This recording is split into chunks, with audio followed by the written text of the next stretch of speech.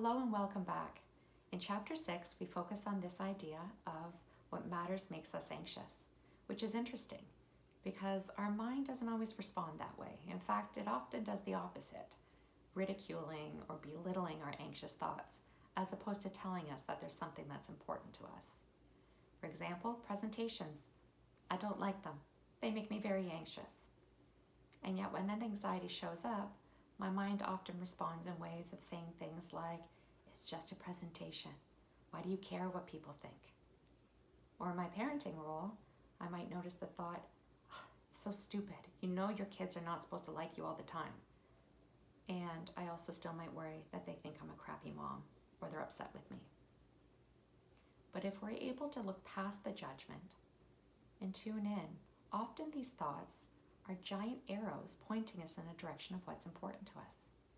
For example, in terms of worrying about how my children see me, it's likely because I value my parenting role as well as having an open and understanding connection with them. I'm experiencing some anxiety doing these videos right here and right now.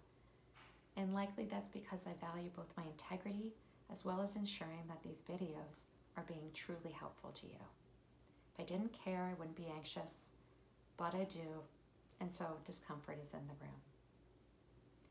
But I think it's helpful in giving us some insight into why we often avoid or run away instead of towards the things that make us anxious.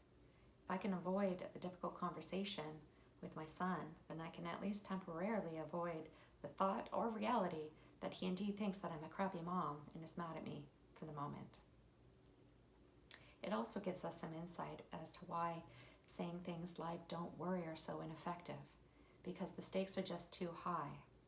We care too much not to worry.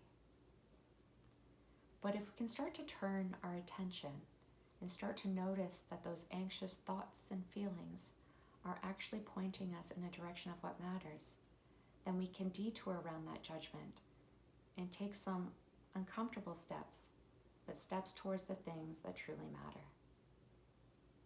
So let's see if we can pause and try this on. I'm wondering if you would be willing to think of a thought related to your teen that maybe brings up some discomfort, some anxiety.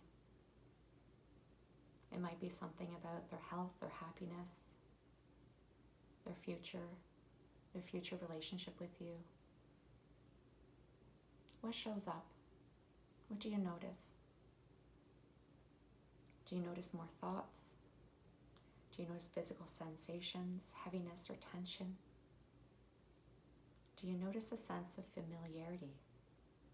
That this might be a feeling that has been there since they were born or maybe even beforehand. Can you also notice an urge to fix and make their discomfort go away?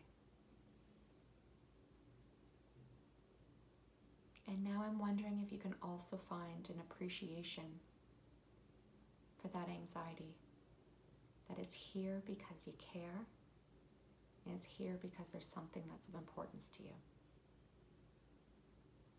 Can you get a sense around holding that discomfort along with an appreciation that it's reminding you that it's here because you care and what that feels like? Can you notice a difference?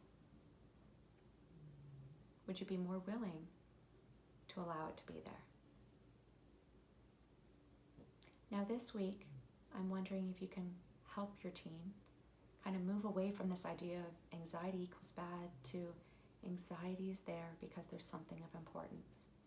And maybe it's going to be using some of that language of, I noticed that you're feeling anxious about whatever that might be.